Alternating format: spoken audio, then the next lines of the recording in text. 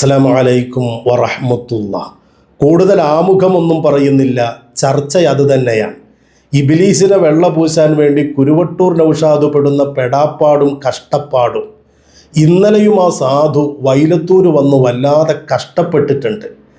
ഇങ്ങനെയൊക്കെ കഷ്ടപ്പെട്ടിട്ടും അറിഞ്ഞോ അറിയാതെയോ ഇടക്കൊക്കെ നമ്മൾ പറയുന്ന വാദം നൗഷാദ് പറയുന്നുണ്ട്.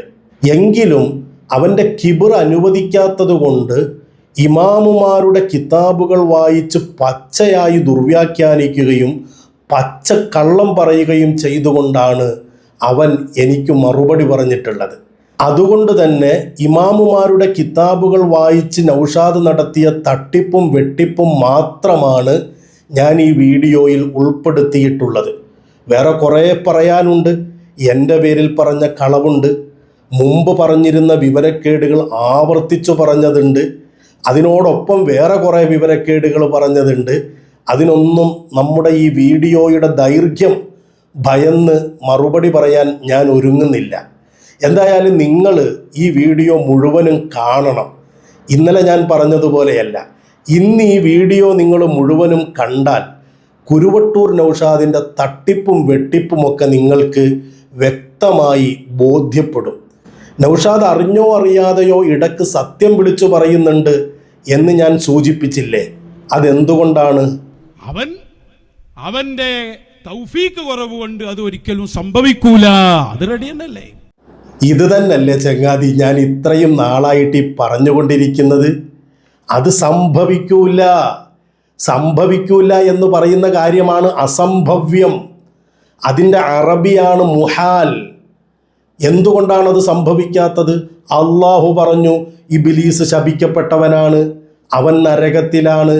അതുകൊണ്ട് തന്നെ അവൻ നന്നാവുക എന്നത് സംഭവിക്കാത്ത കാര്യമാണ്. അത് സംഭവിക്കാത്തത് കൊണ്ടാണ് അവന് തൗഫീഖ് കിട്ടാത്തത്. എന്നിട്ടിപ്പോൾ ചോദിക്കാണ് അത് റെഡിയല്ലേ എന്ന്. പിന്നെ എന്തിനാണ് ആ വിവരം കെട്ട പാട്ടുകാരനെ ന്യായീകരിക്കാൻ മുന്നും പിന്നും ഒന്നും ആലോചിക്കാതെ ചാടി പുറപ്പെട്ടത്? എന്നിട്ടോ കൂടെ ഒരു 5-8 ആളുകളുണ്ടല്ലോ, അവരെ ഒന്ന് സമാധാനപ്പെടുത്തണ്ടേ? അതിനു വേണ്ടിയിട്ട് ഇടക്കിടക്ക് വഹാബികളെയും പറയും, പിന്നെ നമ്മളെ വഹാബികളാക്കിയും പറയും.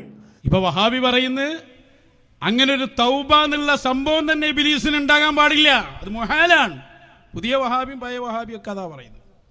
നമ്മൾ പറയുന്നതോ അത് മുംകിനാണ്, തൗബ എന്നത് സാധ്യമാണ്. ഉണ്ടായോ ഉണ്ടായില്ലേ എന്നുള്ളത് വേറെ വിഷയം. കുറച്ചു മുമ്പ് പറഞ്ഞത് എന്താ? അത് സംഭവിക്കൂല. ഇപ്പൊ പറയാണ് അത് സംഭവിക്കാൻ സാധ്യതയുള്ളതാണ്. ഉണ്ടായോ ഉണ്ടായില്ല എന്നതൊക്കെ വേറെ വിഷയം. ഈ ചെങ്ങാതിനെ എന്താ ചെയ്യേണ്ടത്? ഈ ചെങ്ങാതിനെ എവിടെയാ ചികിത്സിക്കേണ്ടത്? നിങ്ങൾ തന്നെ ഒരു തീരുമാനം എടുക്ക്.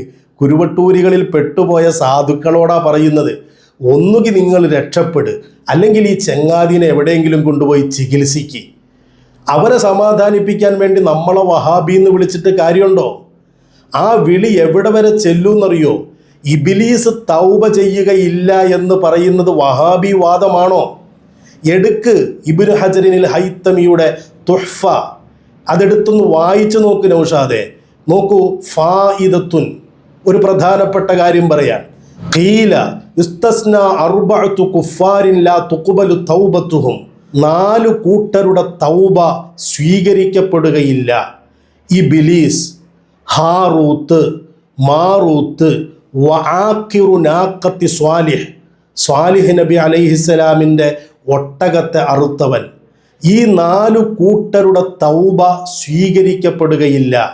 എന്നിട്ട് ഇബ്നു ഹജർ തങ്ങൾ പറയാ, ഖാല ബഅ്ദുഹും, ചില പണ്ഡിതന്മാർ പറഞ്ഞു, ലഅല്ലൽ മുറാദ അന്നഹു ലാ യതൂബൂൻ, സ്വീകരിക്കപ്പെടുകയില്ല എന്ന് പറഞ്ഞാൽ അതിൻ്റെ ഉദ്ദേശം അവർ തൗബ ചെയ്യുകയില്ല എന്നാണ്.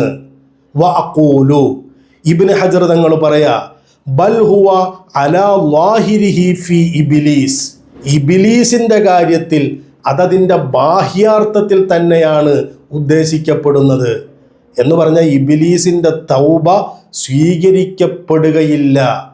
ഇബ്നു ഹജർ തങ്ങൾ വഹാബിയാണോ നൗഷാദെ? നീ ആ പിഴച്ച പാട്ടുകാരന് വേണ്ടി ആരെയൊക്കെ വഹാബിയാക്കും? എന്നിട്ടോ സ്വന്തം ചികിത്സ വേണ്ടവൻ നമ്മളെ ചികിത്സിക്കാൻ വരിക ഷഹറാനി ഇമാമിൻ്റെ കിതാബും എടുത്തിട്ട്.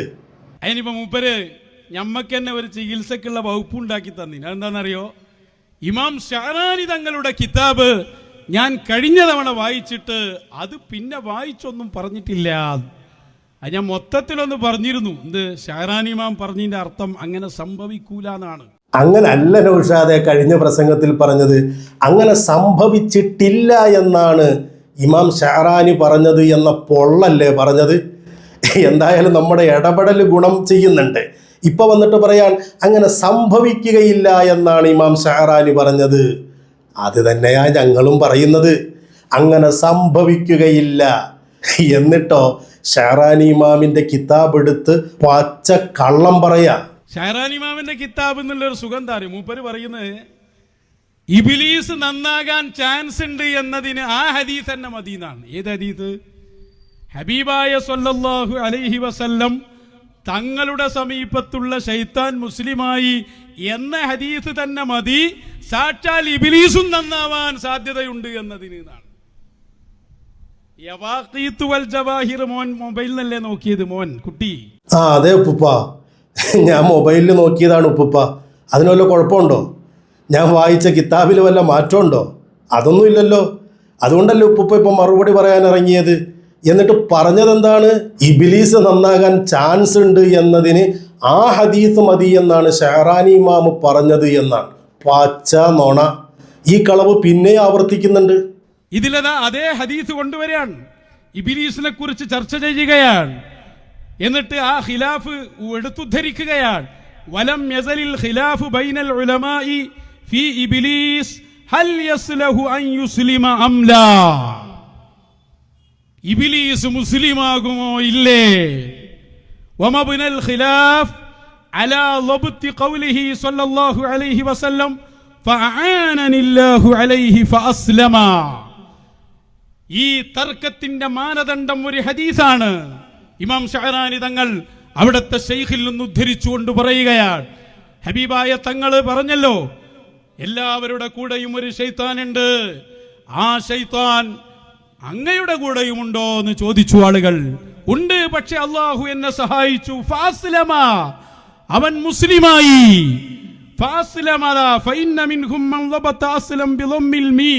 ചിലരവിടെ അസ്ലമു എന്ന് വായിച്ചിട്ടുണ്ട്. അതനുസരിച്ച് ഇബ്ലീസ് നന്നാവുമെന്നതിന് രേഖയാവൂല. ഐ ഫഅസ്ലമു അന മിൻഹു എന്നാണ്. വമിൻഹും ആ ഉലമായിലുണ്ട് മൻ ലബതഹു ബിഫത്ഹിൽ മീം, മീമിന് ഫത്ഹ് ചെയ്ത് ഫഅസ്ലമ എന്ന് വായിച്ചവരുണ്ട്. അങ്ങനെയാണ് വായിക്കേണ്ടത് എന്ന് ഉലമാ സ്ഥിരപ്പെടുത്തിയിട്ടുണ്ട്. കാരണം എന്താണെന്നറിയോ? ആ ചർച്ചയിലേക്ക് വരുമ്പോൾ അത് മുഴുവനായിട്ട് എൻ്റെ ഷോർട്ടാണ് ഞാൻ പറയുന്നത്.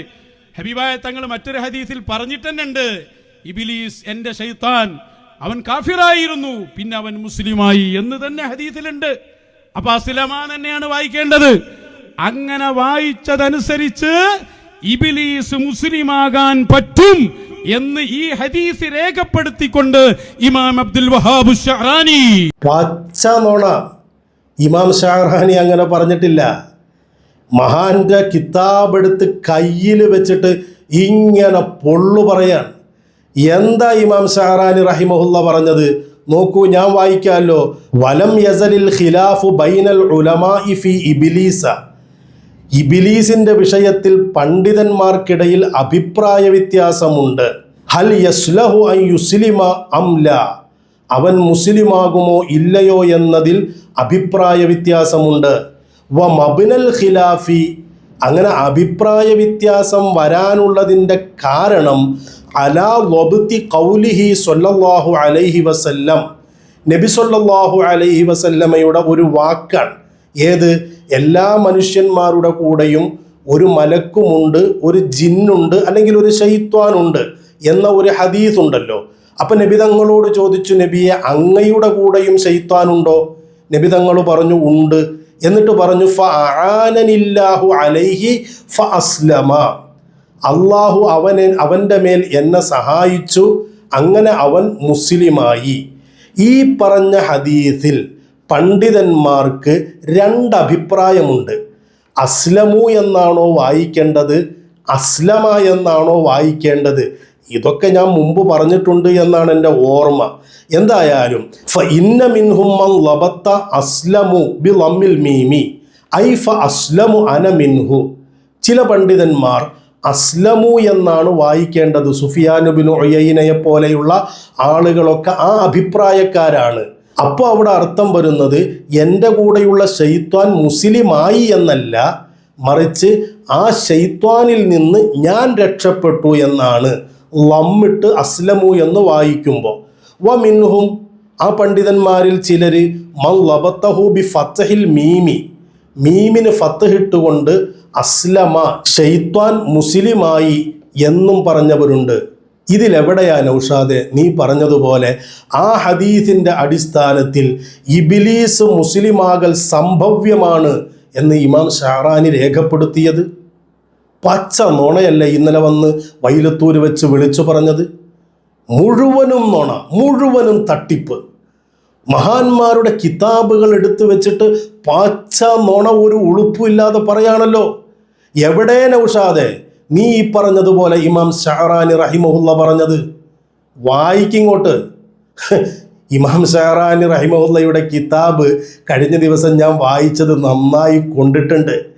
ഇമാം ഷഅറാനി റഹിമഹുല്ല വളരെ കൃത്യമായിട്ടല്ലേ പറഞ്ഞത്, ഇബ്ലീസ് ഒരിക്കലും മുസ്ലിമാകൂല.